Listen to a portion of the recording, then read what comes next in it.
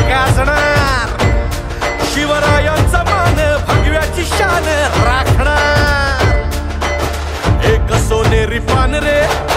त्यांच्या विरोधामध्ये शेतकरी कामगार पक्षाच्या चित्रलेखा पाटील आहेत। दररोज पेपरला येतं की 5 वर्षामध्ये एकदाही विधिमंडळामध्ये त्यांनी शब्द काढला नाही, त्या मौनी बाबाला तुम्ही मतदान करणार का? आमचा खरा प्रश्न असा आहे की तुम्ही विधानसभेमध्ये किती बोलताय याला महत्व नाही, तुम्ही लोकांची कामं कशी करताय त्याला सगळ्यात जास्त महत्व आहे। जर आदरणीय दळवी साहेब बोलले नसते तर बॅरिस्टर AR अंतुले साहेब 1972 ते 75 महाराष्ट्राचे सार्वजनिक बांधकाम मंत्री होते। त्यावेळेस 52-53 वर्षापूर्वी त्यांनी रेवदंडा 16वा ब्रिज बांधला, तो आता नादुरुस्त झालाय। तो पूर्णपणे नवीन पूल बांधण्याचं काम आदरणीय दळवी साहेबांनी घेतलं। रेवस रेड्डीचं स्वप्न हे आदरणीय अंतुले साहेबांनी पाहिलं होतं, ते स्वप्न साकार करण्याचं काम त्यांनी केलेलं आहे। आज आगरदांडा जेटीचं एवढं मोठं जे काम चाललेलं आहे त्याला गती देण्याचं काम, मंजूर करण्याचं काम सन्माननीय महेंद्रशेठ दळवी साहेबांनी केलेलं आहे। या मतदारसंघातील अनेक पूल असतील, अनेक रोड असतील, त्याचं मजबूतीकरण, रुंदीकरण, अनेक डॅम्प असतील, ही एक नव्हे तर अनेक कामं ही आदरणीय दळवी साहेबांनी केलेली आहेत। दळवी साहेब हे लोकलेखा समिती, उपविधान समिती, अंदाज समिती, पंचायत राज समिती या समितीचे सदस्य नसतील तरी आदरणीय राज्याचे लोकप्रिय मुख्यमंत्री एकनाथरावजी शिंदे साहेब यांच्या हृदयामध्ये त्यांचं स्थान इतकं घट्ट आहे की त्यांनी कुठल्याही कामाचा शब्द टाकला तर त्याची अंमलबजावणी तात्काळ होते। आपल्या या जिल्ह्यामध्ये वैद्यकीय महाविद्यालयासाठी आदरणीय भाऊसाहेब खानविलकरांपासून अंतुले साहेब सगळ्यांनी प्रयत्न केले, परंतु ज्या वेळेस 2019ला आमचे लोकप्रिय आमदार महेंद्रशेठ दळवी हे निर्वाचित झाले, आदित्यताई पालकमंत्री झाली आणि तटकरे साहेब खासदार झाले, त्यावेळेस दक्षिण रायगडमध्ये अलिबाग या ठिकाणी आज आपल्याला ज्या वैद्यकीय महाविद्यालयाची निकड वासकती, ते वैद्यकीय महाविद्यालय निर्माण करण्यामध्ये आदरणीय दळवी साहेबांचा सिंहाचा वाटा आहे। जयंत भाई हे मागच्या दाराने आलेले आमदार आहेत। मला कल्पना आहे की 1992ला मी तळेगाव तर्फे गण क्रमांक 19 मधून आंतरराष्ट्रीय कीर्तीचा गुंड विलास सावंत यांचा पराभव करून निवडून आलो। विजूभाऊ कवळेंनी पाहिले माझ्या घरावरती 6 महिने पोलीस पारा होता, त्यावेळेस भाऊनी एडी नायकांना पाडलं होतं आणि पोयनाड मतदारसंघातून ज्यावेळेस जयंत पाटील उभे राहिले तेव्हा माझे मित्र प्रकाश धुमाळ यांनी 762 मतांनी त्यांना पराभूत केलं आणि मग ते 1999ला मागच्या दरवाजाने मुंबई महापालिकेचे पोलीस आयुक्त KC त्यागी यांचा पराभव केला आणि जयंत पाटील विजयी झाले। पुन्हा ते दुसऱ्या वेळेला बिनविरोध आले, तिसऱ्यांदा पुन्हा त्यांनी आमच्या वसंत ओसवालला पाडलं आणि 6 वर्षापूर्वी ते पुन्हा विधान परिषदेवर बिनविरोध निर्वाचित झाले। 24 वर्षामध्ये जयंतभाई 24 वर्ष विधिमंडळाचे सदस्य होते, 2 तप आमदार होते। त्यांनी असं कुठलं कर्तृत्व गाजवलं की त्यांनी अलिबागसाठी काय केलं? वास्तविक महाराष्ट्र विधान परिषद आमदार पश्चिम महाराष्ट्र, खानदेश, विदर्भ, मराठवाडा, कोकण आपला निधी कुठेही टाकू शकतो, पण ना त्यांनी वैद्यकीय महाविद्यालय निर्माण केलं, ना त्यांनी रेवस रेड्डीचा प्रश्न सोडवला, ना त्यांनी आगरदांडा जेटीचं काम केलं, किंवा अंतुले साहेबांना जो अभिप्रेत असला सालाव रेवदंडाचा पूल होता तो जयंतभाई नाही केला। त्यांनी फक्त स्वतःचे व्यवसाय निर्माण करण्यामध्ये ते वाकबगार आहेत, पैसे कसे कमवायचे याच्यामध्ये त्यांचा हातखंड आहे आणि त्यांनी त्यांच्या ज्या सुनेला उभे केले तुझ्या, त्यांच्याबद्दल आमच्या मनामध्ये आदर आहे, एक महिला म्हणून, मुलगी म्हणून, लेक म्हणून, सून म्हणून। परंतु राजकीय कर्तृत्व त्यांचं काय आहे? त्यांनी या जिल्ह्यामध्ये फक्त सायकल वाटल्या, सायकलीपेक्षा त्यांनी दुसरं कुठलंही काम केलं नाही। ज्या पद्धतीने सायकल सर्कस मध्ये जोकरचं काम करते अशा प्रकारे त्यांनी ते काम केलं आहे, पण त्यांनी जनहिताचं कुठलं काम केलंय हे त्यांनी दाखवायचं। महेंद्र शेट्टी एक नव्हे तर लाखो कामं केलेले आहेत, त्यांच्या एवढा निधी या जिल्ह्यामध्ये कुणी आणला नाही। त्यामुळे लोकांच्या सेवेसाठी तत्पर असलेला एक आमदार कमी बोलत असेल, एक संस्कृत मध्ये सुभाषित आहे, का कहा कृष्ण कहा पी कहा कृष्ण कहा को भेद भी कहियो, का कहा कृष्ण कहा पी कहा कृष्ण कहा को भेद भी कहियो, बसंत समय प्राप्त करे काक कहा पीक पी कहा। याचा अर्थ असा की कावळा आणि कोकिळा ही दोन्ही काळी असतात, परंतु दोघांचा भेद कधी ओळखायचा? तर कावळा वर्षाच्या 12 महिने माझ्यासारखा जैनबाई सारखा कावकाव करतो आणि कोकिळा ही फक्त जेव्हा वसंत ऋतू येतो म्हणजे चैत्र आणि वैशाख महिना तेव्हा पावसासाठी मंजूळ आवाजामध्ये गोडवे गाते. ज्या ज्यावेळेस निधीची गरज भासते त्यावेळेस अचूक वेळी आपला शब्द आदरणीय महेंद्र दळवी विधिमंडळामध्ये टाकतात आणि मग ते राज्याचे मुख्यमंत्री एकनाथ शिंदे, उपमुख्यमंत्री देवेंद्र फडणवीस, दुसरे उपमुख्यमंत्री अजितदादा पवार, हे महायुतीचे जे सगळे लोक आहेत ते त्यांचा शब्द हा शेवटचा शब्द मानतात, प्रमाण मानतात आणि त्याचा अंमल करतात. मी या ठिकाणी एवढ्यासाठी आलोय की मला ज्यावेळेस 3ऱ्या स्तराचा कॅन्सर झाला, मी माझ्या आयुष्यामध्ये कधी सुपारी नाही खाल्ली, पण 3ऱ्या स्टेजचा कॅन्सर मला झाला. मी मृत्यूजवळ नानवटी रुग्णालयामध्ये झुंज देत होतो. त्यावेळेस आदरणीय आमदार महेंद्र दळवींना कळलं की हिराचंद तांबे 3ऱ्या स्टेजच्या कॅन्सरने ग्रस्त आहेत. त्याने तळ्याला आमच्या नगराध्यक्ष चंद्रकांत रोडे यांना फोन केला की तांबे साहेबांना कॅन्सर झालेला आहे. ते बोलले हा. ते म्हणाले मला त्यांचा खाते क्रमांक द्या बँकेचा. ते बोलले मला माहिती नाही, माझ्या घराच्या शेजारी राहुल शेठ बर्दे राहतात, त्यांना नक्की माहिती असेल. तर राहुल शेठ बर्देंच्या खात्यामध्ये काही रक्कम मला दळवी साहेबांनी पाठवली. राहुल शेठचे पैसे कोण मुंबईला आले त्यावेळेस मला काय उठून बसता येत नव्हतं आणि मला त्यांनी वस्तीला राहिले आणि मला सांगितलं की तांबे साहेब हे पैसे तुम्हाला दळवी साहेबांनी पाठवलं. माझं हृदयाची स्पंदन आहेत ती दाटून आली, कारण मी राष्ट्रवादी काँग्रेसचा, दळवी साहेब आमदार शिवसेनेचे, मी बौद्ध समाजाचा, ते आगरी समाजाचे. पण हे हृदयस्पर्शी संबंध, एखाद्या माणसाचा जीव वाचवण्याचं काम सक्का भाऊ भावाला मदत करत नाही, बाप मुलाला मदत करत नाही, पण दक्षिण रायगड मधल्या बौद्ध माणसाला मदत करण्याचं काम आदरणीय महेंद्र शेठ दळवींनी केलं. आणि म्हणून त्यांच्या ऋणातून उतराई होण्यासाठी मी माझं कर्तव्य म्हणून या ठिकाणी आलोय. त्यांच्या विरोधामध्ये पेपरमधून काही वावड्या येत असतील. मला कल्पना आहे की 2 ऑगस्ट 1948 साली शेतकरी कामगार पक्षाची निर्मिती केशवराव जयदेव, शंकरराव मोरे, तुळशीदास जाधव, भाऊसाहेब राऊत, नारायण नागू पाटील, दाजीबा देसाई, उद्धवराव पाटील, माझे वडील मोतीराम पुतलाजी तांबे आणि भाऊराव पुतलाजी तांबे यांनी केली. आज तो शेतकरी कामगार पक्ष स्थापन झालेला 76 वर्ष झाला. एक काळ असा होता की 77 साली या पक्षाचे 6 खासदार आणि 36 आमदार महाराष्ट्राच्या विधानसभेमध्ये होते. आज परिस्थिती काय, 2 वेळा त्या पक्षाचं म्हणजे कृष्णकांत धुलप आणि दत्ता पाटील हे विरोधी पक्ष नेते होते.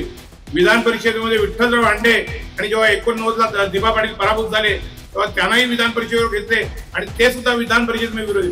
4 विरोधी पक्ष ते ज्या पक्षाचा झाला.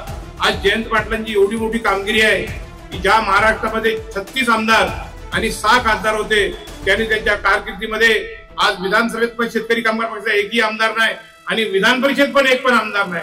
म्हणजे या जिल्ह्यातील शेतकरी कामगार पक्षाचं नामोनिशान महाराष्ट्राचं जयंत पाटलांनी मिटवलंय. एवढी त्यांनी कामगिरी केली, त्यांना मी सलाम करतो की तुम्ही, अरे जो तुमच्या आजोबाने पक्ष निर्माण केला, तुमचे वडील एवढ्या वर्षी जिल्हा परिषदेचे अध्यक्ष होते, काका तुमचे 5 वेळा आमदार होते, काही 3 वेळा आमदार होते. तुमच्या या कर्तृत्वाला सलाम मी का केला तर उत्तरपणी केला. तुमचे सख्खे भाऊ पंडित पाटील ते ज्यावेळेस जिल्हा परिषदेचे अध्यक्ष होते त्यामुळे विरोधी बाकावर प्रमुख मी होतो.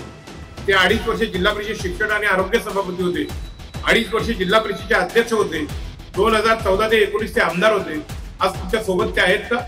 तुमचे भाचे जिल्ह्याचे प्रमुख, आपल्या महाराष्ट्राच्या कबड्डीचे कार्याध्यक्ष आदरणीय अस्वाद पाटील हे 2.5 वर्ष जिल्हा परिषद बांधकाम अर्थसभापती, पुन्हा 2.5 वर्ष बांधकाम, त्यांची पत्नी 2.5 वर्ष बांधकाम अर्थसभापती होती. ते तुमच्या प्रचारामध्ये ते किंवा चित्रा पाटील कुठं दिसते का? हे सर्व जवळच्या माणसाला दूर तुम्ही सारलेत. अरे मनोज भगत आपले जे मुरुडचे आहेत हे तर कट्टर म्हणजे मला वाटतं 25-30 वर्ष शेतकरी कामगार पक्षाचे प्रमुख होते तालुक्याचे. तुमच्या या सगळ्या जाताला आणि छळवणुकीला कंटाळून ते सुद्धा आता राष्ट्रवादी काँग्रेसचे तालुका अध्यक्ष आहेत. त्यांनी आज महेंद्र शेठना विजय करण्याचा जो संकल्प सोडलाय त्या संकल्पाचं सिद्धीत रूपांतर होणार आहे.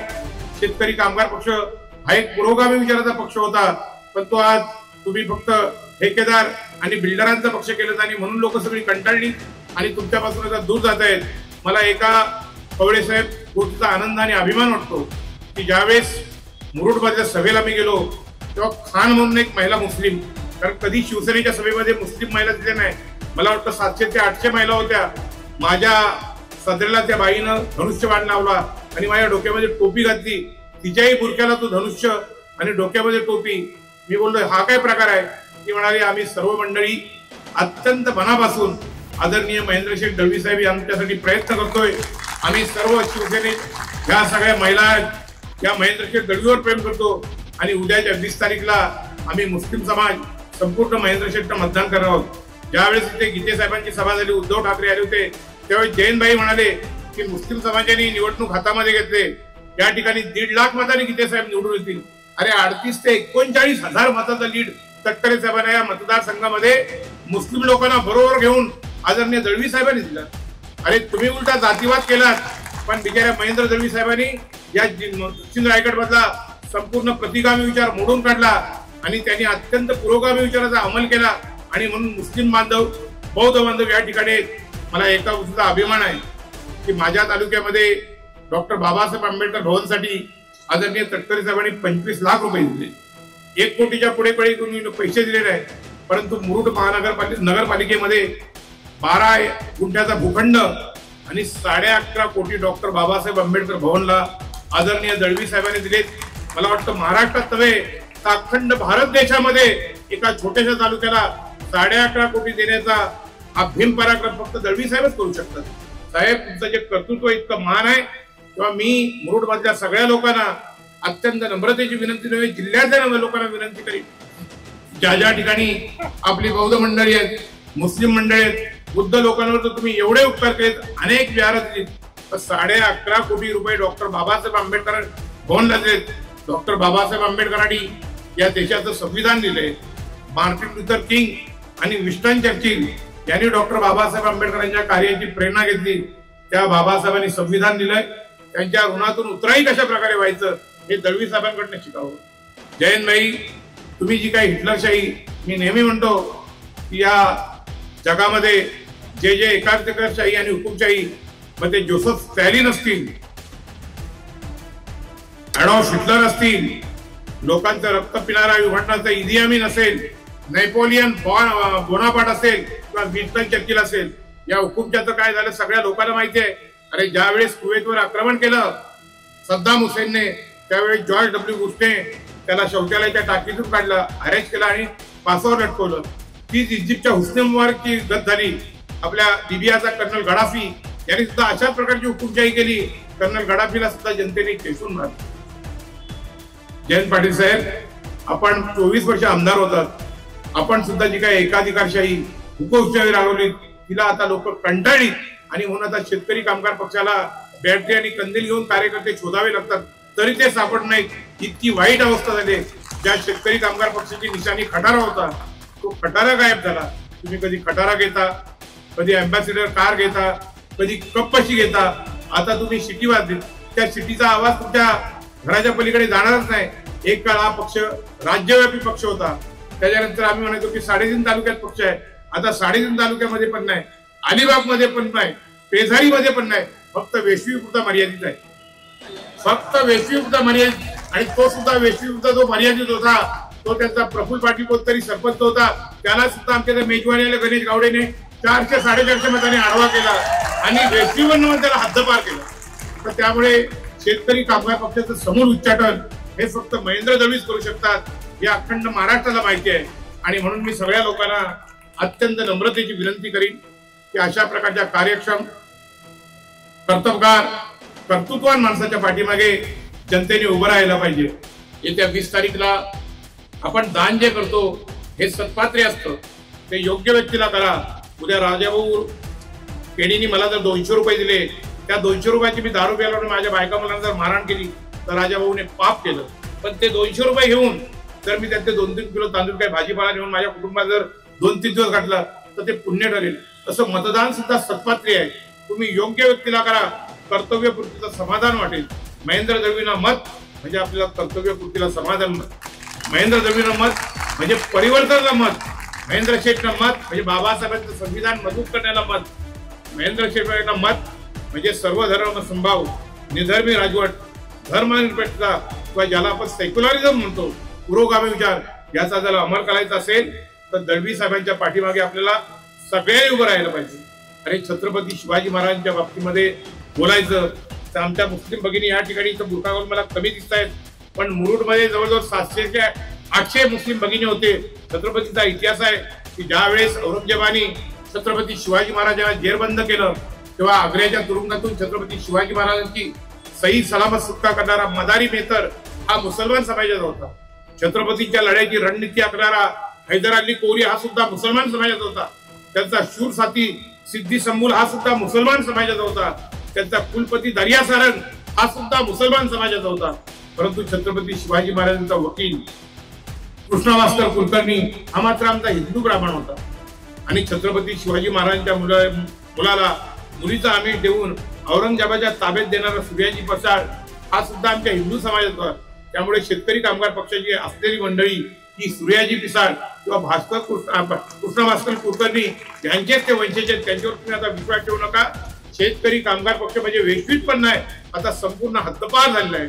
पण मी आपल्या सर्व लोकांना अत्यंत नम्रतेची विनंती करतो, दळवी साहेबांच्या जीवनावरती मी तासभर म्हणजे त्यांना का मतदान हे बोलू शकतो, परंतु मला तिसऱ्या स्टेजचा कर्करोग आहे, माझे बरेच अवयव कापलेले आहेत, त्यामुळे मला नीट उभंही राहता येत नाही. या ठिकाणी विजूभाऊ कवडे मला दिसले. माझ्या मनामध्ये एक वेगळ्या प्रकारची ऊर्जा, एक वेगळ्या प्रकारचं प्रोत्साहन, मला समाज कल्याण सभापती बनवण्यामध्ये विजूभाऊंचा फार मोठा वाटा आहे. आताच आपण सगळेजण ऐकायला तयार आहात. आता काय झालेलं आहे की बऱ्याच ठिकाणी आम्हाला फोन येतात ते भारतीय जनता पार्टीच्या कार्यकर्त्यांना की आपण कोणाला मत द्यायचं आहे. कारण आमच्यातलंच एक, आता त्यांनी सांगितलं तसे असे विघ्न संतोषी असतात, कोणी पिसाळ त्यांनी म्हटलंय तसं असतात, कोणी काय असतं वाईट विचार करणारे असतात. अशातनं एक गट फुटून निघाला आहे आणि ते आपल्या विरोधात अपक्ष म्हणून उभे राहिलेले आहेत. माझी सगळ्या कार्यकर्त्यांना, तमाम सगळ्या कार्यकर्त्यांना विनंती आहे, मग महायुतीच्या सगळ्या कार्यकर्त्यांना, की लोकांचा हा भ्रम आपल्याला दूर करायचा आहे. आणि त्यासाठी मी इथे उभी आहे की आपला महायुतीचा राष्ट्रवादी, शिवसेना, भारतीय जनता पार्टी, रिपाई ह्या सगळ्यांचा मिळून एकच उमेदवार आहे आणि तो म्हणजे महेंद्र हरी दळवी आणि त्यांची निशाणी आहे धनुष्यबाण. लोकांचं बाहेर असं हे केलं जात आहे की हा भाजपचा उमेदवार आहे. कोण आहे हे नाव सांगायला नको, मी त्यांचं नाव पण घेऊ इच्छित नाही, ते आपल्या सगळ्यांना माहिती आहे. त्याप्रमाणे आपण फक्त आपल्या धनुष्यबाणाला मत द्यायचं आहे आणि तेवढंच करायचं आहे. आता असा प्रश्न येतो की मध्येच लोकांना वेगवेगळे प्रश्न असतात की तुम्ही अजित पवारांना का घेतलं, राष्ट्रवादीला घेतलं, हे बरोबर केलं नाही. मला वाटतं हा विचार आता करायचा नाही आणि आपण हा करायचा नाही, हा वरच्या पातळीवर झालेला आहे. ज्या अर्थी वरती शिंदे साहेब, फडणवीस साहेब, आपले मोदी साहेब, आपले शहा यांनी सगळ्यांनी विचार ज्या वेळेला केलेला आहे तेव्हा त्यांच्यासमोर मोठं विजन असेल, काहीतरी मिळवायचं असतं, त्यावेळेला काहीतरी सोडावं लागतं. आणि ज्या अर्थी त्यांनी घेतलं आहे त्यामुळे आता तो विचार आणि ती चर्चा सोडायची आहे. फक्त एकच विचार करायचा आहे की 20 तारखेला आपल्याला धनुष्यबाणाला निवडून आणायचं आहे. आता पवारांना का घेतलं हा विषय वरच्या पातळीवरचा झाला. जसं आता एखादा लढाई होते त्यावेळेला तो हे ठरवतो, मुख्य जो असतो सेनापती, की कोणी काय करायचं ते व्यूहरचना ठरवतात आणि पुढचे सैनिक ते अंमलात आणतात. ते का म्हणून विचारत नाही. ज्यावेळेला शिवाजी महाराजांनी आपल्या अशा लढाया केल्या त्यावेळेला जे काही विजन ठेवलं होतं त्याप्रमाणे सैनिक करत गेले. मग तुम्ही पूर्वेला सांगितलं, मी पश्चिमेला गेलो तर काय फरक पडतो, असं केलं नाहीये. जसं त्यांनी सांगितलं त्याच दिशेची लढाई केलेली आहे आणि त्याच दिशेला जाऊन लढाई जिंकलेली आहे. तसंच आपल्याला इथे करायचं आहे. किंवा एखाद्या सिनेमाचं शूटिंग चालतं त्यावेळेला डायरेक्टर सांगतो त्याप्रमाणे सगळं वागतात आणि त्याच वेळेला ती एखादी गोष्ट चांगली सिद्ध होते. त्याप्रमाणे आपण आता फक्त आपलं ऐकायचं आहे. युतीचं जेव्हा शिंदे साहेब आणि फडणवीसांनी जाहीर केलं की आमचे हे उमेदवार असणारे महायुतीचे, त्यावेळेला त्यांनाच मतदान करायचं आहे आणि त्यांना निवडून आणायचं आहे. वारंवार हेच ठसवायचं आहे. सगळ्यात जास्त आहे की प्रत्येकानं माझ्या घरापासून सुरुवात करायची आहे की माझ्या घरातले सगळे कसे मतदान करतील.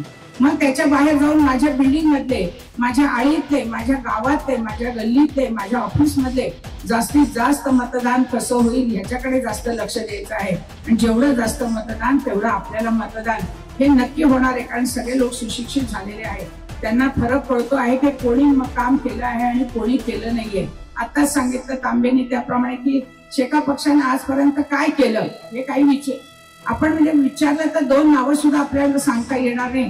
आणि हे जर आपण दळवी साहेबांचं बघितलं तर गेल्या 5 वर्षात भरपूर त्यांनी कामं केलेली आहे. त्याची यादी काही मी आता इथे वाचून दाखवणार नाही कारण आपल्या सगळ्यांना ज्ञात आहेच आणि वेळोवेळी ते जाहीर झालेलं आहे. सगळे आपण सुजाण नागरिक आहात, सगळ्यांचं लक्ष असतं आणि त्यामुळेच आज आपण सगळेजण इथे जमलेलो आहोत. खरं तर 5 महिन्यापूर्वी आपण लोकसभेच्या निवडणुकीला सामोरं गेलो आणि याच छत्रपती शिवाजी महाराजांच्या साक्षीने तटकरे साहेबांची सभा या ठिकाणी पार पडली होती.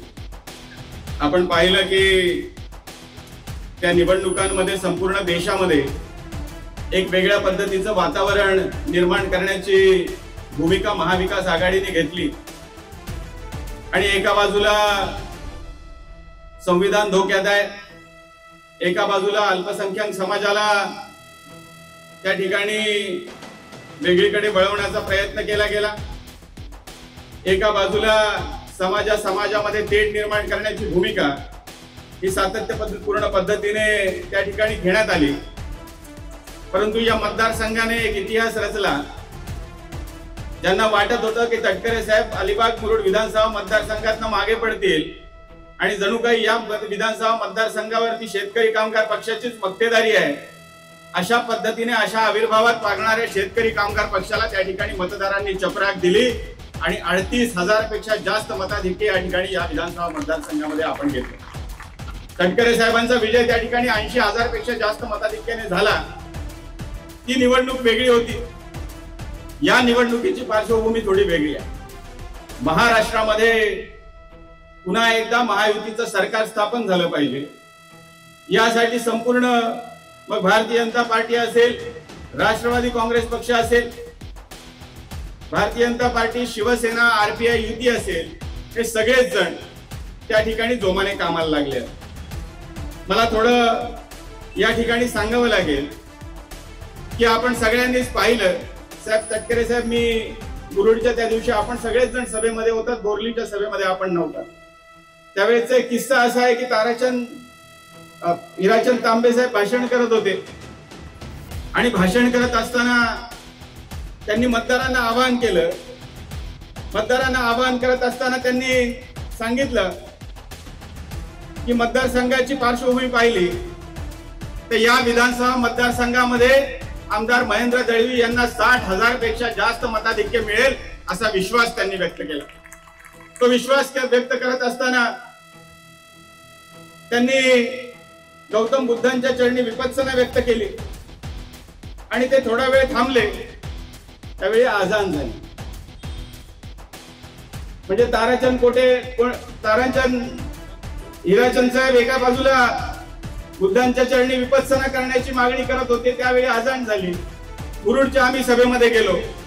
मुरुडच्या सभेमध्ये उत्तर भारतीयांचा मेळावा त्या ठिकाणी पार पडत होता। संपूर्ण दिवसभर लाईट गेली होती आणि मी त्या ठिकाणी हिंदीमध्ये भाषण करत होतो। हिंदीमध्ये भाषण करत असताना मी एका क्षणाला असं म्हटलं की आपल्याला प्रभू श्री रामचंद्रांच्या धनुष्यबाण चिन्हावरचं बटन या वेळेला 2 नंबरचं दाबायचं आहे आणि त्यावेळेला लाईट आली। म्हणजे ईश्वरी संकेत सुद्धा कशा पद्धतीचे असू शकतात। ज्यावेळेस सतसत विवेक बुद्धीने आपल्या सगळ्यांसाठी अविरतपणे 5 वर्ष काम करणारा आमदार आपल्याला भेटला, लोकांच्या प्रश्नासाठी अहोरात्र मेहनत करणारा आमदार गेले 5 वर्ष आपल्याला काम करताना दिसला। मग कोरोनाचा प्रश्न असेल, त्या ठिकाणी निसर्ग चक्रीवादळ असेल, या सगळ्याच प्रसंगामध्ये आपल्याला आपल्या पाठीशी भक्कमपणे उभा असलेला महायुतीचा आमदार त्या ठिकाणी दिसतो। आज या शहरामधली सभा आहे, मी जास्त वेळ घेणार नाही, परंतु या ठिकाणी दिग्गज व्यासपीठावर आहे। आज चारी बाजूची परिस्थिती जर पाहिली तर एका बाजूला JSWचं होत चाललेलं विस्तारीकरण, दुसऱ्या बाजूला सिनारमस सारखा येणारा मोठा प्रकल्प, एका बाजूला गेलचं होणारा विस्तारीकरण, त्याचं नूतनीकरण, याच्यामुळे औद्योगिकरणाला मोठ्या प्रमाणावर विस्तार होताना दिसत आहे। औद्योगिकरणाचा एका बाजूला विस्तार होतोय, एका बाजूला पर्यटनाची दालनं उघडी झाली आहेत, एका ठिकाणी रोरो सेवा चालू झाली, महामार्गाचा मुंबई गोवा महामार्गाचा प्रश्न सुटल्यामुळे त्या ठिकाणी येणारा पर्यटक वाढला आणि औद्योगिकरणाबरोबर या ठिकाणी प्रत्यक्ष अप्रत्यक्षरित्या रोजगाराची संधी त्या ठिकाणी निर्माण झाली। त्याच्यामुळे अलिबाग शहरावरती जो येणारा ताण आहे तो सुद्धा वाढला। पर्यटक येत आहेत, पर्यटकांना त्या ठिकाणी सुविधा उपलब्ध करून देण्याची आवश्यकता आहे। महेंद्र दळवींनी या मतदारसंघामध्ये मुरुड शहर असे अलिबाग शहराला अतिशय भरभरून त्या ठिकाणी निधी दिला।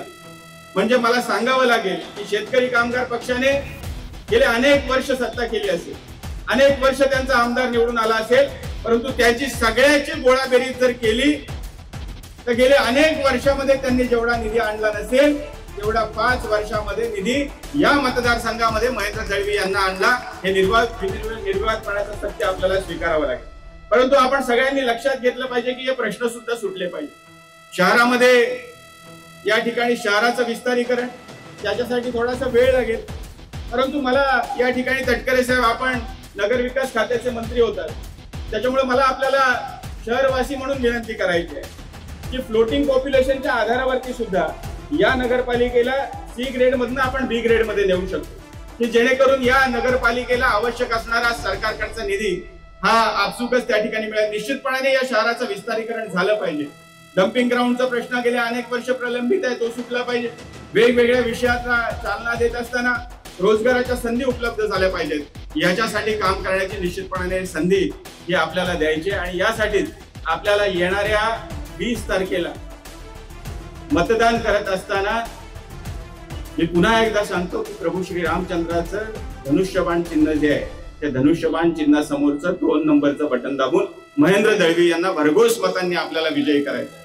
आपल्या भविष्य काळाचा विचार केला तर महायुतीचं सरकार हे निश्चितपणाने या महाराष्ट्रामध्ये येण्याची आवश्यकता आहे. आपल्या सगळ्यांनाच माहिती आहे की एक संवेदनशील सरकार ज्यावेळेस काम करत असतं त्यावेळेस संवेदनशीलपणाने त्या ठिकाणी लोकांच्या प्रश्न सोडवणुकीच्या दृष्टीने सुद्धा वेगवेगळ्या योजना आणल्या जातात आणि त्या योजना आणत असताना लाडकी बहीण, महाराष्ट्राच्या मुख्यमंत्र्यांनी आणलेली मुख्यमंत्री माझी लाडकी बहीण योजना, ही योजना इतक्या मोठ्या प्रमाणावरती महिलांना त्या ठिकाणी स्वावलंबनाकडे घेऊन जाणारी योजना, त्या ठिकाणी महिलांना, माझ्या माता भगिनींना प्रतिष्ठा देणारी योजना आणली आणि या योजनेवरती सुद्धा संशय घेण्याचं काम महाविकास आघाडीच्या नेत्यांनी केलं.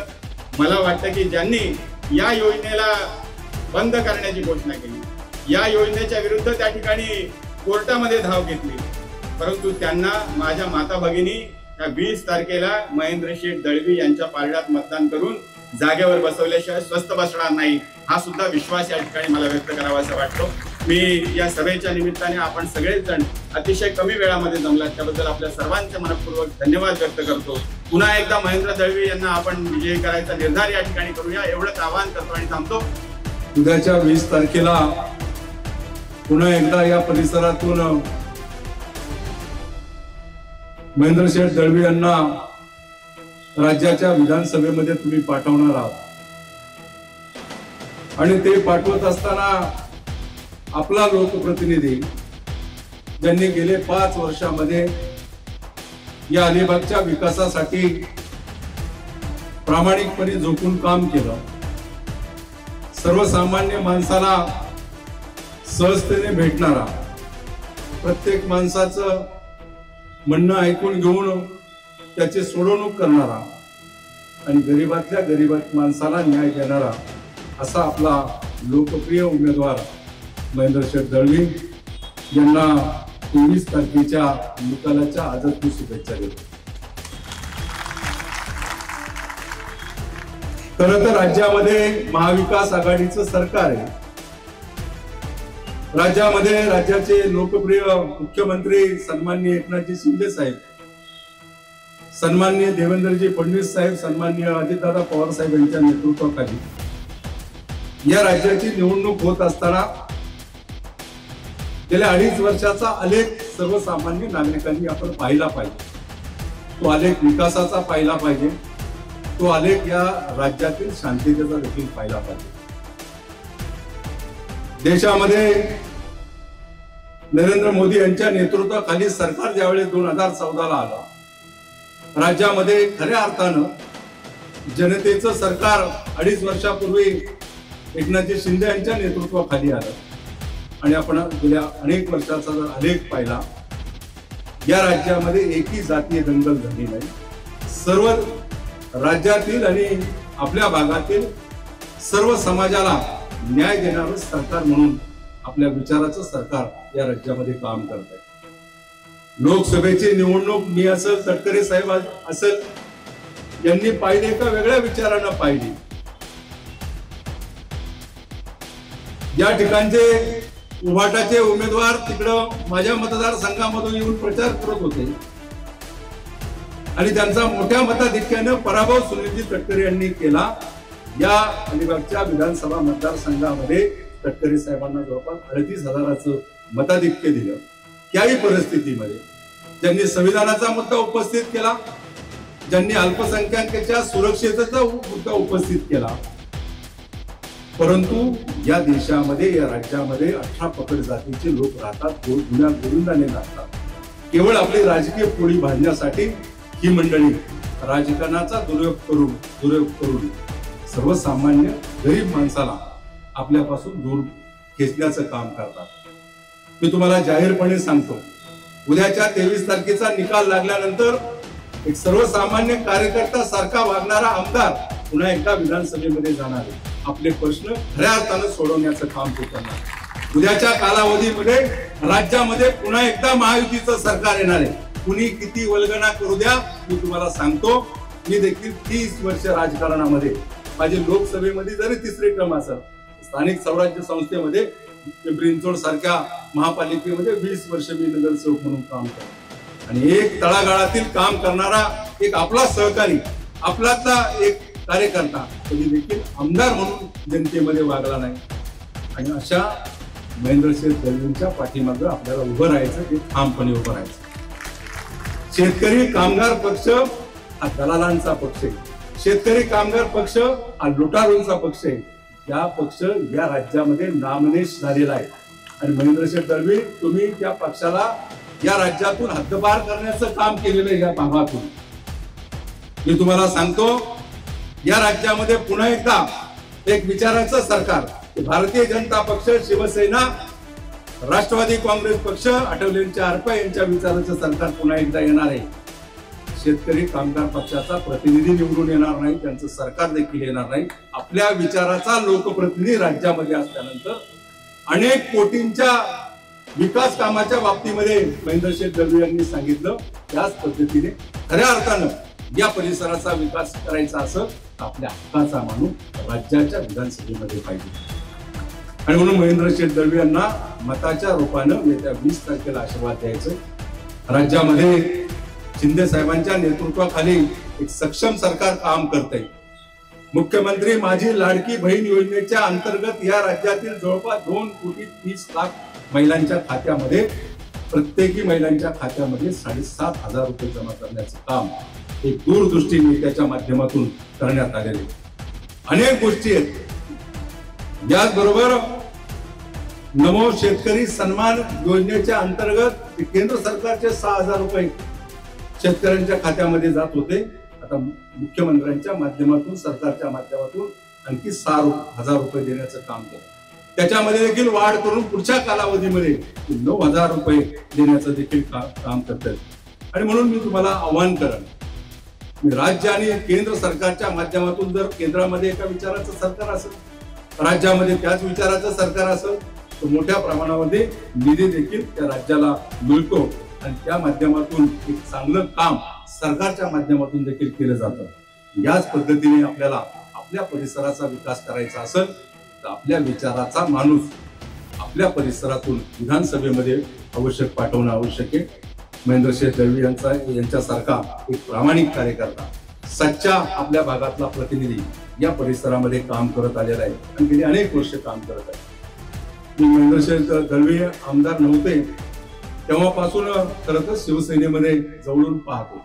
इतका नम्र लोकप्रतिनिधी आपल्याला बघून देखील सापडणार नाही. प्रत्येकाला मदत करणारा लोकप्रतिनिधी, पक्षाच्या सुखदुःखामध्ये धावून जाणारा लोकप्रतिनिधी, अशी त्यांची खाती आहे. आणि म्हणून येत्या 20 तारखेला धनुष्यबाणाच्या समोरचं बटन दाबून आपण महेंद्रसिंह दळवी यांना आपल्या परिसराचं पुन्हा एकदा नेतृत्व करण्याची संधी द्या. आपलं मत वाया घालू नका. दुसरे सगळे पक्ष कुणी उभे राहिले असेल ते, त्यांना मत म्हणजे मत आपलं वाया जाणार आहे. पुन्हा एकदा या भागाचं प्रतिनिधित्व महेंद्रसिंह दळवी 100% करणार आहे. एवढंच या निमित्तानं सांगतो. धनुष्यबाणाच्या समोरचं बटन दाबून आपला लोकप्रतिनिधी महेंद्रसिंह दळवी यांच्या माध्यमातून विधानसभेमध्ये पाठवा, अशा प्रकारचं आव्हान करून माझं मत थांबवतो. जय हिंद, जय महाराष्ट्र. तर मी अलिबाग शहरापुरतच बोलणार आहे.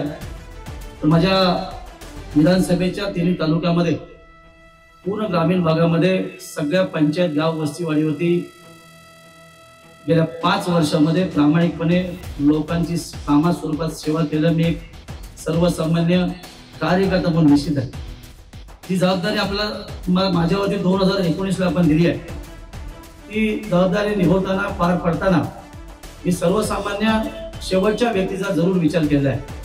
आणि म्हणून अलिबाग शहराविषयी मी निश्चित सांगेन, ज्या पद्धतीने मुरुड शहरावरती खऱ्या अर्थाने मी भगवा फडकवला, त्यानंतर मुरुडचा सर्वांगीण विकास करत असताना खऱ्याशी 287 कोटी रुपये त्या ठिकाणी मी निधी प्राप्त करून दिला आणि बऱ्यापैकी ती कामं पूर्ण झाली. तर अलिबागच्या सर्वांगीण विकासासाठी 200 कोटी रुपये निधी मी येत्या 1.5 वर्षात मी दिलेला आहे. विशेषतः 40 लाख रुपये हा निधी रस्ते किंवा गटार किंवा या कामासाठी दिलेला आहे. 40 कोटी रुपये.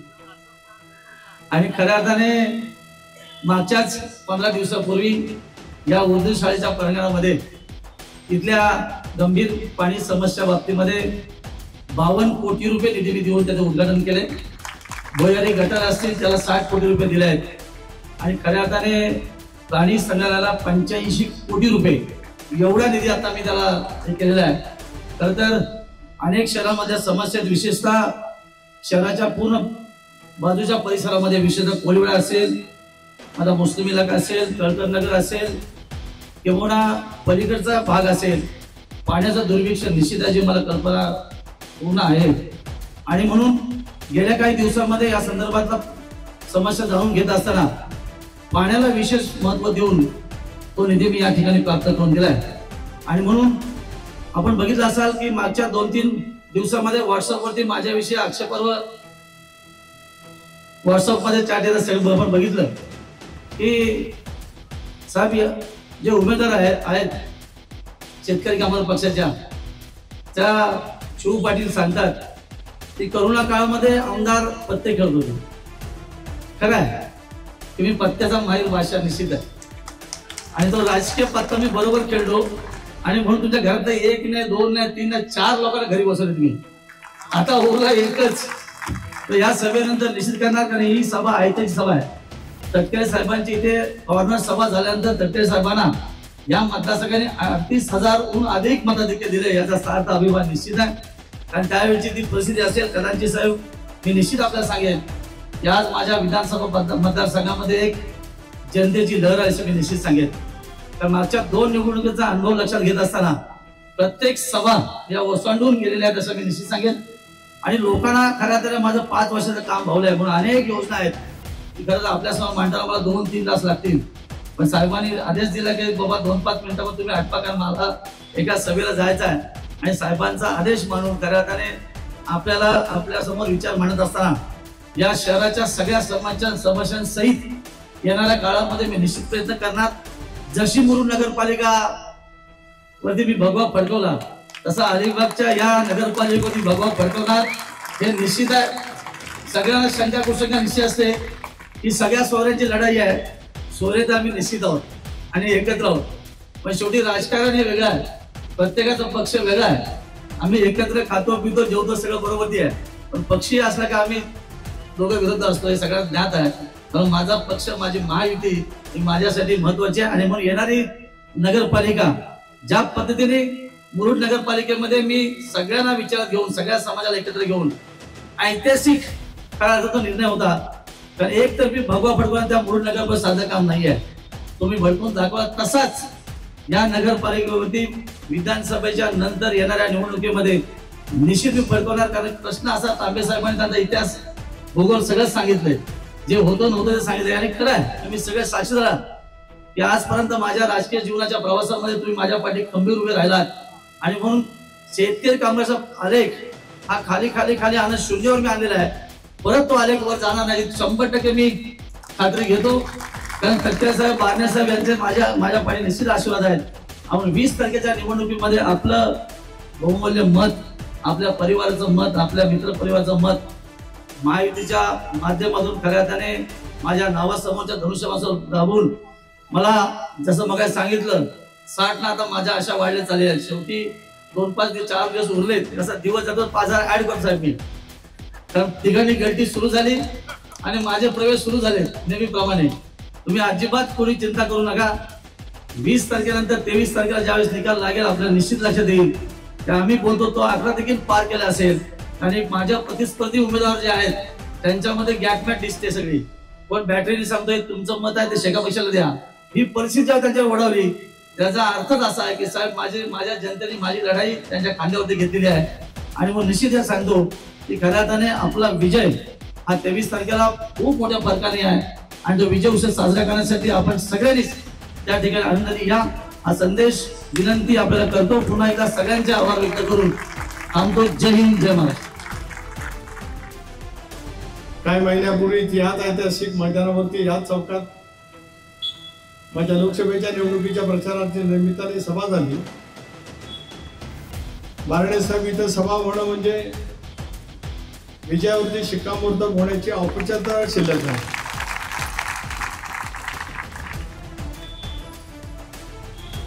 आमदारांचा सतत आग्रह होता की अलिबागला सभा झालीच पाहिजे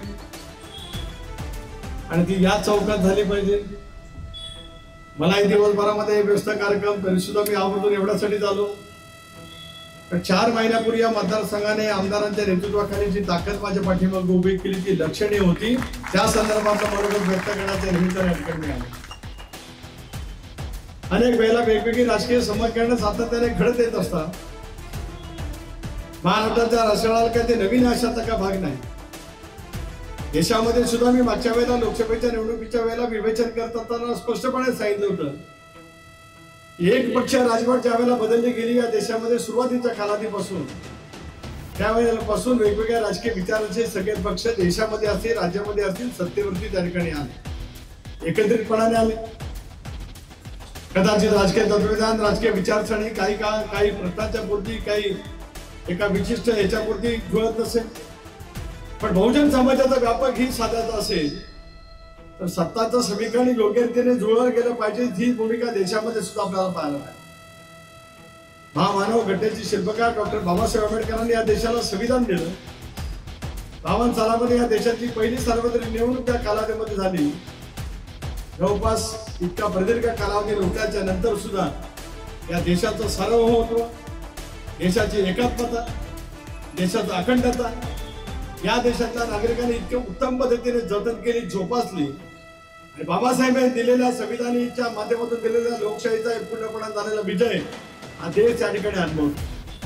वेगवेगळ्या राजकीय पक्षाच्या नेत्यांना या देशामध्ये नेतृत्व करण्याची संधी मिळाली. आज या देशाचे गौरवशाली देशाचे पंतप्रधान नरेंद्र मोदी साहेब खारघरला आले होते. मलाही काही काळ त्या ठिकाणी माझं भावना व्यक्त करण्याची संधी मिळाली. सुरुवातीच्या कालावधीमध्ये 52, 57, 65 पंडित जवाहरलाल नेहरूंना सतत 3 वेळा देशाच्या जनतेने सत्ता दिली. पण तो काळ स्वातंत्र्याच्यामुळे भारलेला, स्वातंत्र्य मिळाल्याच्यामुळे भारलेला कालखंड. 62 सालाच्या नंतर 62 वर्षाच्या प्रदीर्घ कालावधीच्या नंतर या देशातल्या 140 कोटी जनतेने नरेंद्र मोदी साहेबांच्या नेतृत्वावरती विश्वास दाखवत तिसऱ्यांदा त्यांना आज देशाचा पंतप्रधानावरती जबाबदारी दिली. या देशाची असलेली भूमिका आपण त्या ठिकाणी पाहू शकतो. काय पाहिलं की लोकसभेच्या निवडणुकीला आपण सामोरं गेलो त्यावेळेला एक संबंध खोटा अपप्रचार संबंध देशभरामध्ये त्यावेळेला निर्माण करण्यामध्ये आलं. सांगितलं गेलं की देशामध्ये पुन्हा एकदा भाजपप्रणित सत्ता जर का त्या ठिकाणी आली तर देशातील संविधान पूर्णपणाने बदललं आहे. मला आज सांगायला अभिमान वाटतोय अलिबागच्या या भूमीमध्ये हिंदवी स्वराज्य संस्थापक राजाधिराज छत्रपती शिवाजी महाराजांच्या या अश्वर पुत्रांच्या साक्षीने ब्रिटिशांनी पार्लमेंटची इमारत बनली. काँग्रेसने दीर्घकाळ या देशामध्ये राज्य केलं. पण आज नवीन पार्लमेंटचा हाऊस लोकसभा हाऊस त्या ठिकाणी झाल्याच्या नंतर जुन्या पार्लमेंटच्या त्या सभागृहाला संविधान सदन असं नाव देत या संविधानाचा गौरव करण्याचं काम या इंडियन ब्रिटिश सरकारने त्या ठिकाणी. बाळासाहेब 23 तारखेला महाराष्ट्राचा निकाल आहे. 26 तारखेला या राज्यातील सरकार अस्तित्वात यावंच लागेल घटनेमुळे कायद्यामुळे. 26 तारखेपेक्षा 27 तारीख होऊन चालणार नाही घटनेमध्ये त्या ठिकाणी नमूद केलं.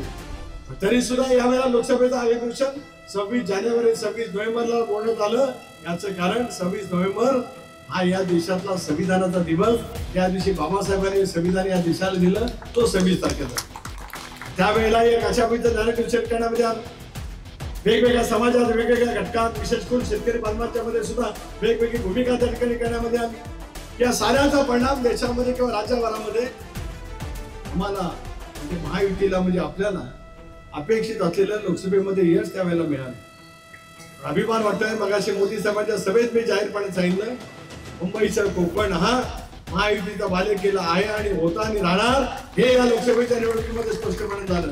ठाणे साहेब असतील, मी असतील, माने साहेब असतील, आमचे श्रीकांत शिंदे असतील, नरेशजी मस्के असतील, मुंबईमध्ये आपले सर्व सहकारी असतील, या सगळ्या आपल्या या परिसरामध्ये सुद्धा महायुतीचं प्राबल्य लोकसभेच्या निवडणुकीच्या निमित्ताने पूर्णपणाचं जनमानसाच्या माध्यमातून त्या ठिकाणी सिद्ध झालेलं पाहिलं. समीकरण बदलतात. अनेक वेळेला वेगवेगळी टिप्पणी करण्याचा प्रयत्न केला जातोय. आपल्यावरती केला जातोय, भारतीय जनता पक्षावरती केला जातोय, शिंदे साहेबांवरती केला जातोय, अजितदादांवरती केला जातोय की आम्ही पक्षापासून बाजूला. सुरुवात कोणी केली? 2019 सालामध्ये स्पष्टपणाचा कौल महाराष्ट्राच्या विधानसभेचा स्पष्टपणाचा कौल त्याला मिळाला होता भारतीय जनता पक्ष आणि शिवसेना. राष्ट्रवादी काँग्रेस आणि काँग्रेस पक्षाला विरोधी पक्षामध्ये बसण्याचा कौल जनतेने दिला. कमळ चिन्हावरती 105 जागा त्याला आल्या होत्या निवडून. धनुष्यबाणच्या चिन्हावरती 56 आमदार निवडून आले होते. लोकांचं स्पष्टपणाचं बहुमत 161 हे त्यावेळेला युतीला मिळालं. का नाही आलं, कसं नाही आलं याच्या तपशिलात मी जातो. पण कधीही स्वप्नामध्ये वाटलं नव्हतं की सोनिया गांधीच्या नेतृत्वाखालचा काँग्रेस पक्ष उद्धव ठाकरेच्या नेतृत्वाखालच्या सरकारमध्ये सहभागी होण्यासाठी सोनिया गांधी मान्यता देतील. म्हणजे संजय राऊत आज सकाळी 8 वाजल्यापासून डोंगा वाजवत एकनाथ शिंदेच्या वरती टीका करण्याचा प्रयत्न करतात. या संजय राऊतांनी प्रचंड टीका सोनिया गांधीवरती सामनावर केलेली आपण सर्वांनी त्या कालावधीमध्ये अनुभवली. हे झालं ते योग्य झालं.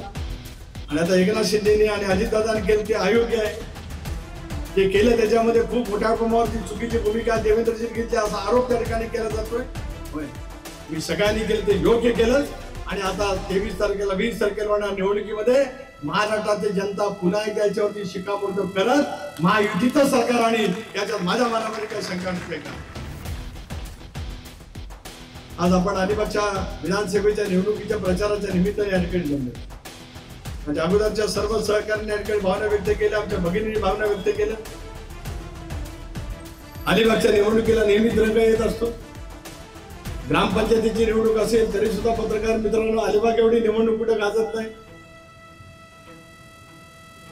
नगरपालिकेच्या निवडणुकीमध्ये आता आमदार बोलले, आमदार थोडीशी दुरुस्ती करतो. तुम्ही बोलात की फक्त भगवा फडके, भगवा नाही, महायुतीचा झेंडा. महायुतीचा मुरुडला पण महायुतीचा झेंडा, अलिबागला पण महायुतीचा झेंडा, रोह्याला पण महायुतीचा झेंडा. मी पण मापात पाप नाही आणि हिशोबात खोट नाही. पण मगाशी बोलला तर मी थोडं दुरुस्त केलं. ते पोरगे लेके आमचे बघ आहे ते काय दिसून आहे.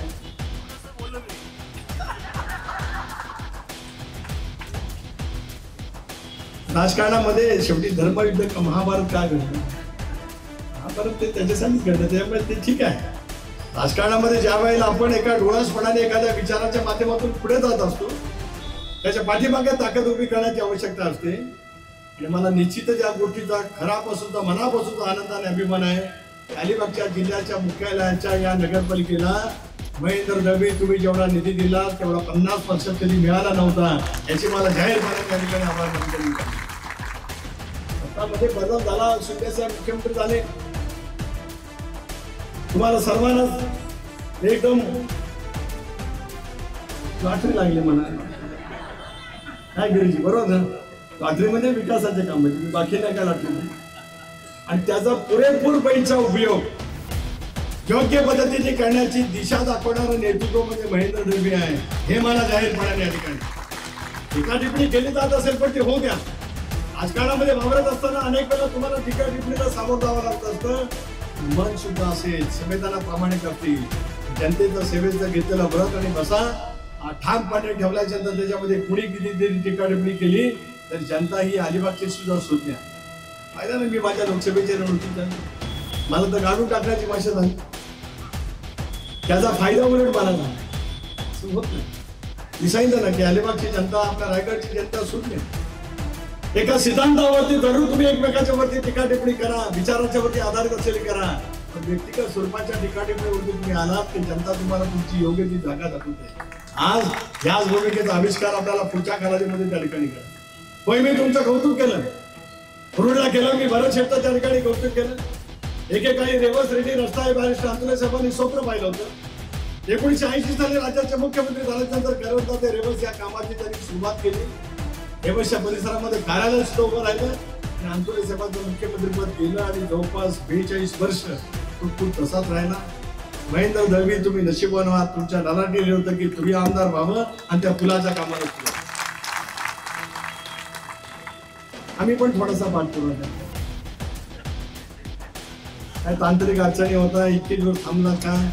मेरीटाईम बोर्ड परवानगी देत नव्हतं कारण JSWचे कारखाने आहेत, त्यांच्या मोठमोठ्या पोटी येणार आहेत, त्याच्यामुळे त्यांची उंची वाढवावी. उंची वाढवायची झाली तर पुन्हा 400 ते 450 कोटी रुपये वाढले असते. अजितदादांच्याकडे बैठक घेतली, मेरीटाईम बोर्डाचे आमचे मंत्री आहेत संजय बनसोडे, त्यांना बोलवलं, आपण NOC घेतली. आचारसंहिता लागण्याच्या आधी राज्याचे मुख्यमंत्र्यांच्या शुभारंभाने आपण त्याची सुरुवात केली. शुभारंभ ज्या वेळेला आचारसंहिता संपेल त्याच्यानंतर या प्रत्यक्षात कामाला सुरुवात झालेली पहा. अटल सेतू देशामध्ये नरेंद्र मोदींचं सरकार आलं नसतं, राज्यामध्ये देवेंद्र फडणवीस मुख्यमंत्री झाले नसते, मी पण एकेकाळी राज्यमंत्री होतो त्यावेळेला त्या पुलाच्या बांधकामाची निविदा काढली होती, पण 2 अंबानी बंधूच्या भांडणामध्ये ते पूल तसाच राहिला. हायकोर्टामध्ये प्रकरण गेलं.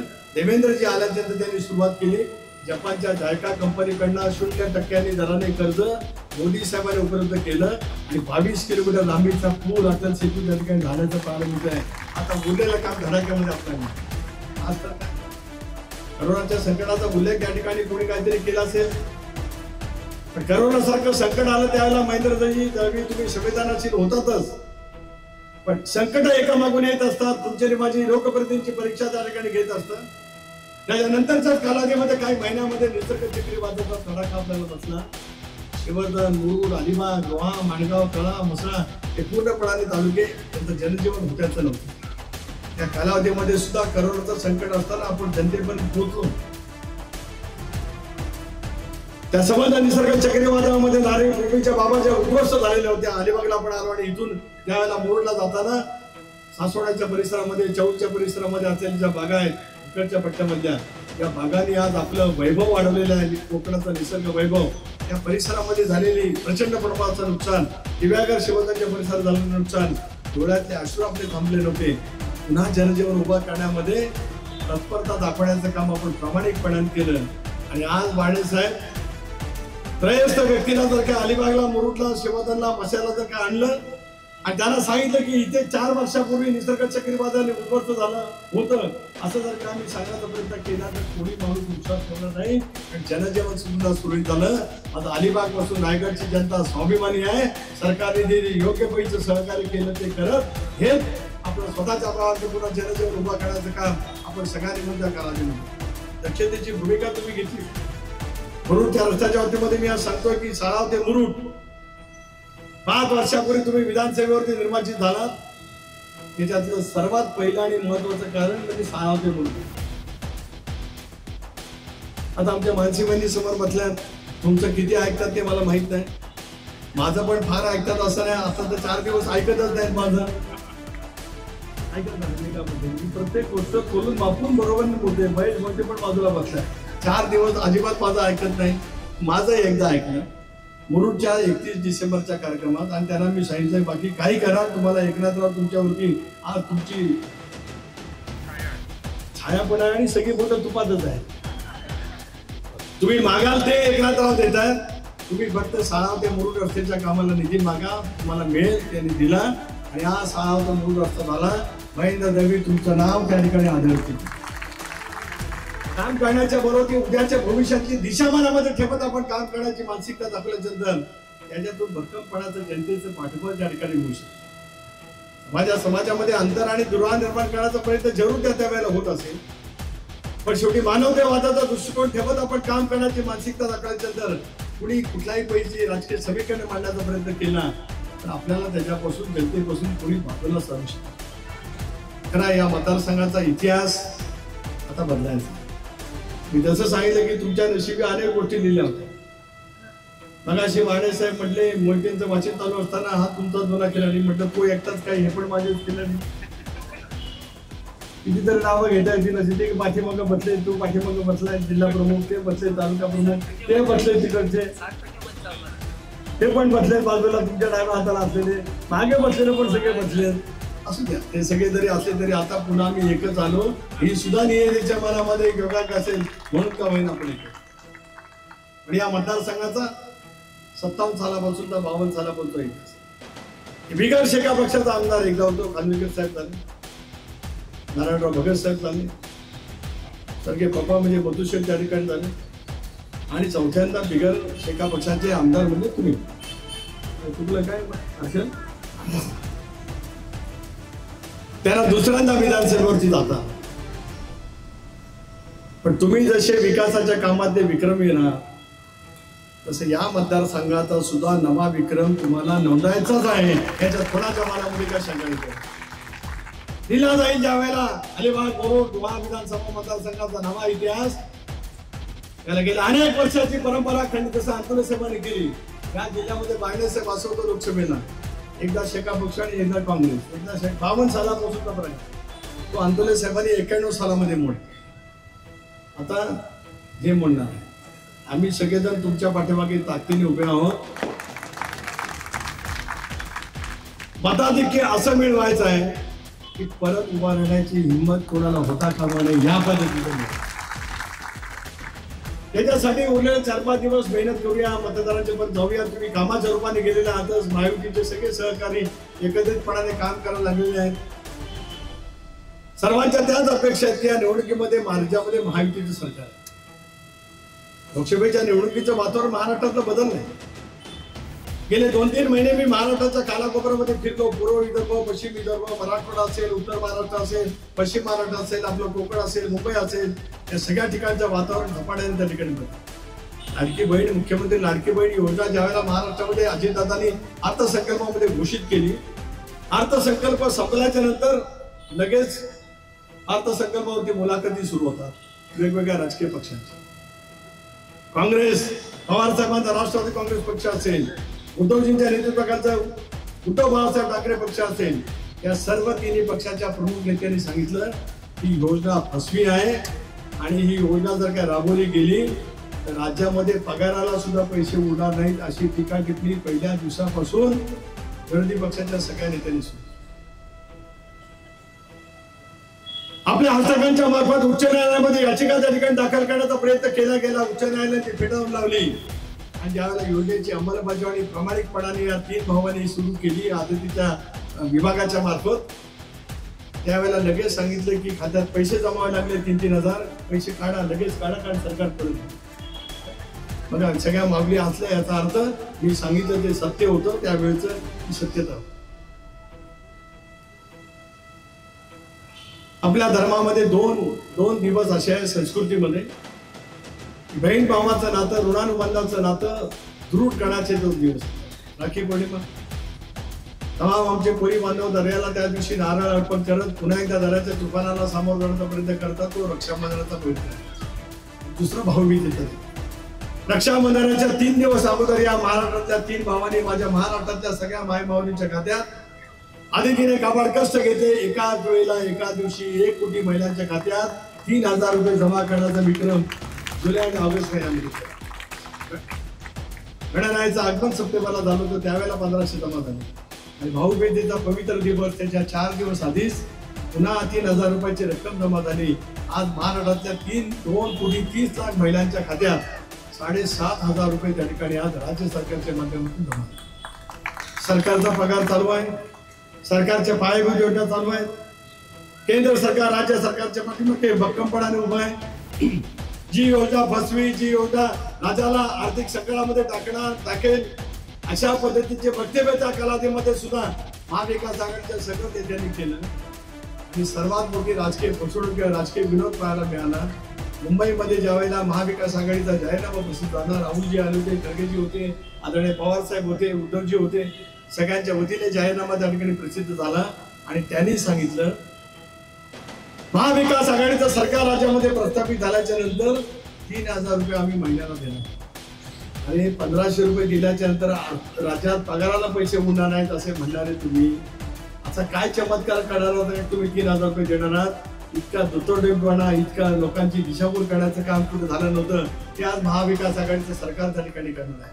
होय, आमच्या महायुतीच्या सरकारने वचननामा दिलाय, महायुतीने वचननामा दिलाय राज्यामध्ये पुन्हा ज्याला महायुतीचं सरकार होईल त्याला आम्ही 1500ची रक्कम 21 विरोधात नेणार म्हणजे नेणारच आहोत. त्याच्यात कोणाच्या मनामध्ये काय दुमत येते का? वैफल्याने ग्रस्त झालेले राजकीय नेते मंडळी टीका टिप्पणी करण्याचा प्रयत्न करतात. राज्याच्या राजकारणामध्ये होत असेल, आपल्या जिल्ह्याच्या राजकारणामध्ये सुद्धा अनेक वेळा झालेली पाहायला मिळू शकत असेल. पण आता आपल्याला निर्धाराने पुढची वाटचाल त्या उद्याच्या भवितव्याच्या दृष्टिकोनातून त्या ठिकाणी करायचं. जिल्ह्याच्या मुख्यालयाचा आमदार म्हणजे तुमचं एक वैशिष्ट्य वेगळं असतं. महाड आहे, श्रीवर्धन आहे, पेण आहे, हलवेली आहे, अलिबागी आहे, कर्जत खानापुरी आहे. अलिबागचा आमदार म्हणजे हेडक्वार्टरचा आमदार. म्हणून आम्ही असं दाखवतो, ते असं दाखवतो. असा दाखवतात. याला सुद्धा मराठी भाषेला प्रत्येक गोष्टीला 2 अर्थ आहे. असा दाखवला म्हणजे ठेंगा दाखवला असं पण होतं, आणि असा दाखवला म्हणजे जागा दाखवली असं सुद्धा होतं. ते जागा दाखवण्याच्या भूमिकेत असा दाखव. असंच मी का विश्लेषण करतोय, मी जे सांगतोय ते तुम्हाला जास्ती कळेल म्हणून मी तुमचं नाव घेतो. माणसं कशी असतात, किती शीघ्रकोपी असतात, संयम नावाचा गोष्ट कसा असू शकत नाही याचा अनुभव तुम्ही घेतलाय. मी तर माझ्या आयुष्यात रोजच घेत आलो. आम्ही सगळेजण संयमी आहोत, विचारपूर्वक आहोत, संस्कृतीचं पालन करत उद्याच्या भवितव्याच्या कालावधीमध्ये आपल्याला आपल्या परिसराचं हित काय जपायचं आहे याच गोष्टीवरती आपण प्रयत्न त्या ठिकाणी करणार आहोत. म्हणूनच आज खारेपाड्याच्या परिसरामध्ये ज्या ठिकाणी आज काही पिकत आहे, उदाहरणाच्यामुळे पिके नापीक येते, त्या सगळ्या परिसरामध्ये सुद्धा सेनार मार्फत प्रकल्प या ठिकाणी होतोय. त्याचा उल्लेख माहिती तुम्ही या ठिकाणी केला. जयजमीचं विस्तारीकरण होतंय. आता काही नाही झालं तर फक्त एवढंच म्हटलं जातं की शेजारच्या राज्यात उद्योग. शेजारचं राज्य का बोललं जातं? मोदी साहेब देशाचे पंतप्रधान आहेत, या देशाला कणकर गृहमंत्री अमित शहाच्या रूपाने आहेत, म्हणून फक्त शेजारचा राज्याचा उल्लेख केला जातो. पण दावा करून मी या ठिकाणी सांगतोय, मी पण या राज्याचा अर्थसंकल्प मांडला. तुमच्यानी माझ्या महाराष्ट्रात या देशातली सर्वाधिक औद्योगिक गुंतवणूक कुठं आहे ती तुमच्यानी माझ्या महाराष्ट्रात आहे. ते कधी त्या ठिकाणपासून कधी दूर राहणार. राजकारणासाठी अनेक वेळेला वेगवेगळ्या गोष्टी मांडण्याचा प्रयत्न त्या ठिकाणी केला जातो. अलिबागच्या परिसरामध्ये कोरोनाच्या नंतर एकदमच बोललं. राज्याच्या तिजोरीमध्ये स्टॅम्पच्या माध्यमातून उत्पन्न जर का कुठे असेल अख्ख्या राज्यातल्या सगळ्या तालुक्यामध्ये अलिबाग तालुका. याचा अर्थ अलिबाग आणि अलिबागच्या परिसरामध्ये उद्याच्या भवितव्यामध्ये अनेक गोष्टी त्या ठिकाणी होतील. म्हणून आपला रेवस रेड्डी रस्ता असेल, पुन्हा एकदा सांगतो की पेठ पासून वडखळ पासून अलिबागचा रस्ता असेल, त्या रस्त्यावरची खूप मोठ्या प्रमाणात होणारी रहदारीची एकंदरीत प्रचंड प्रमाणाची कोंडी, अगदी मांडव्यापासून किंवा रेवस पासून अलिबाग पर्यंत येणारी महत्वाची रस्त्याची कोंडी, किंवा रेवदंड्याच्या बायपास वरून सुद्धा आपण रेवदंड्याच्या पुलावर जाणारी कोंडी, ही तयार करण्यासाठी पुढच्या कालावधीमध्ये आपण योग्य रीतीने करू. अलिबाग वसई इंडस्ट्रियल कॉरिडॉरच्या माध्यमातून सगळ्या परिसरामध्ये सुद्धा वेगवेगळी रोजगारची साधनं निर्माण होऊ शकतील. आणि या तालुक्याचं वैशिष्ट्य आहे, इतक्या मोठ्या प्रमाणावरती नागरिकांचा टप्पा जरी ओलांडला गेला तरी या तालुक्यामध्ये कमारकष्ट करणारा, नारळी सुपारीचं उत्पन्न घेणारा, तोंडलीच्या माध्यमातून उत्पन्न घेणारा शेतकरी आजही जागरूकपणे आज कष्टकरी असलेला आहे. उद्याच्या भवितव्याच्या कालावधीमध्ये त्या धरणाच्या बाबतीमध्ये अनेक वेळा प्रश्नचिन्ह निर्माण केलं गेलं. मी जलसंपदा मंत्री असताना सामरपूरच्या धरणाला प्राधान्य दिलं गेलं. मी तुम्हाला सांगतो महेंद्र शेठ, तुम्ही खरं तशी गुण जन्माला, त्याच्याबद्दल आम्हाला कोणालाही हवा वाटतं काय कारण नाही. सामरपूर धरणाचा इतिहास सुद्धा लिहिला जाईल. त्याला महेंद्र दळवी आमदार असताना सामरपूरच्या धरणाच्या कामाची सुरुवात झालेली असेल. इतके प्रयत्नपूर्वक काम त्यांच्या मार्फत या ठिकाणी होते.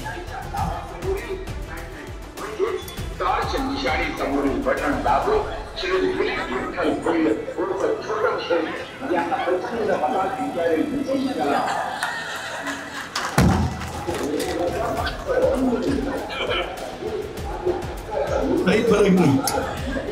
काय माझ्या भाषणात अर्धा मिनिटाचा वक्य आलेले काही फरक नाही. उलट जनता बघते आहे की नेमकं खरं काय नाही खोटं काय.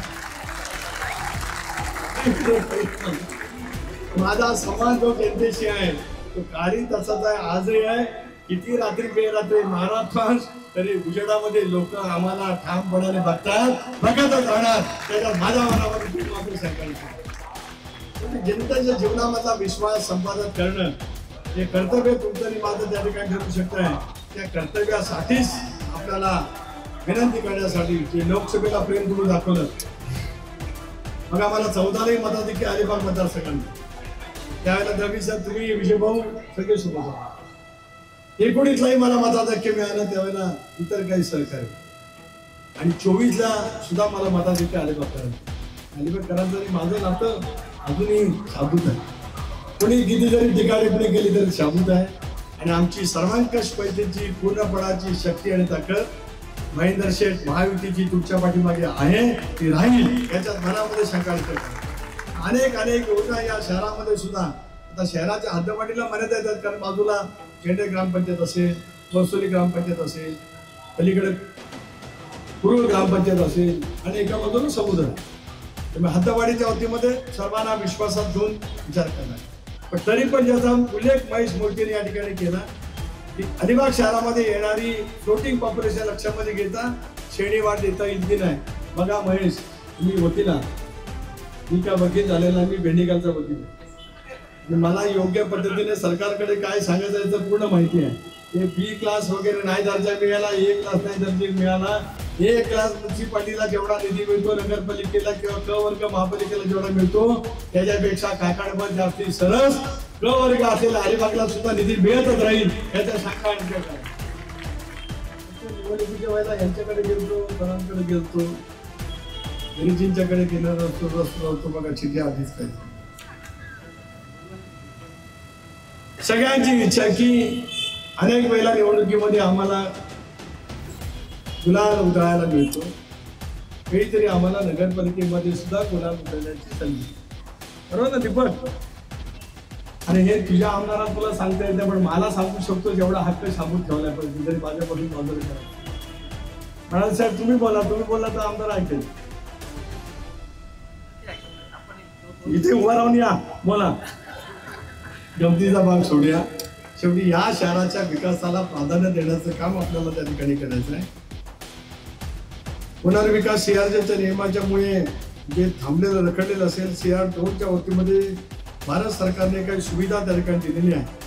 महाराष्ट्राच्या सरकारने या वतीमध्ये जी काही नवीन JR काढायचं आहे, मी तुम्हाला आज घेण्याची शक्ती देतो. तसं फारसं काम तुम्ही मला सांगत नाही, पण तुम्ही सांगता त्यावेळेला त्याच्या पाठीमागची तळमळ असते. ती तळमळ अलिबागच्या शहरासाठी. पुढच्या कालावधीमध्ये पुन्हा राज्यामध्ये महायुतीचं सरकार येईल आणि राज्य सरकारच्याकडे पहिलं काम मी जे घेऊन जाईन ते तुम्ही सांगितलं घेऊन जाऊन करून आणीन. एवढा शब्द आज या कार्यक्रमाच्या निमित्ताने त्याला या दमदार आमदारांना पण घेईन सोबत. येणार ना पाहिजे, असेही दाखवायला पाहिजे, असेल सोबत पाहिजे. राज्याकडे किती पण पाठीमागं असू द्या, पण सोबत पाहिजे आणि आमदार सोबत पाहिजे. ते आमच्या तिकडं बसले कपड्यावरती काय इकडे कमतीचा भाग सोडा. हे जिव्हाळ्याचे संबंध होतं ना, आपण घराघरामध्ये सुद्धा पोचावं. पुन्हा एकदा ही ऐतिहासिक स्वरूपाची निवडणूक महाराष्ट्राच्या साठी अत्यंत महत्वाची.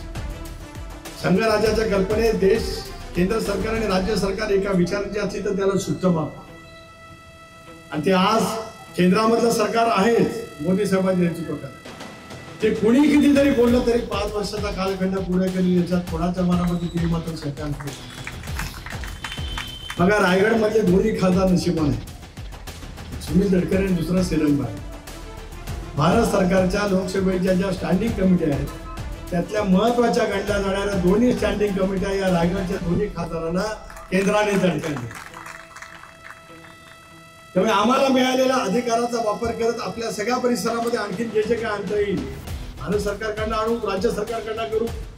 पण ज्या महत्वाच्या समितीवरती काम करायला संधी दिली त्याच्या माध्यमातून सुद्धा आपण काय करू शकतो. काही मुद्दा आहे, आरसीएफचा सुद्धा प्रकल्पग्रस्तांचा मुद्दा आहेच अनुत्तरित. त्याचाही निर्णायक उत्तर महेंद्र दळवी साहेब दुसऱ्यांदा या मतदारसंघाचा आतापर्यंतचा इतिहास म्हणून ज्यावेळेला तुम्ही घेऊन याल त्यावेळेला पहिल्या महिन्यातच तुम्हाला, कारण 26 तारखेला आमचं अधिवेशन झालं. पहिल्या कालावधीमध्ये ह्या निवडणुकीमुळे थोडंसं नड्डाजींची काय भेट होऊ शकली नाही, अमितभाईंची काय पुन्हा फारसं या विषयावरती बोलतो आलं नाही. राजकारणासाठी किंवा जागा वाटपासाठी एक वेळेला त्या ठिकाणी भेटलो. पण हा एक महत्वाचा संविधानाशील प्रकल्पग्रस्तांचा विषय आहे.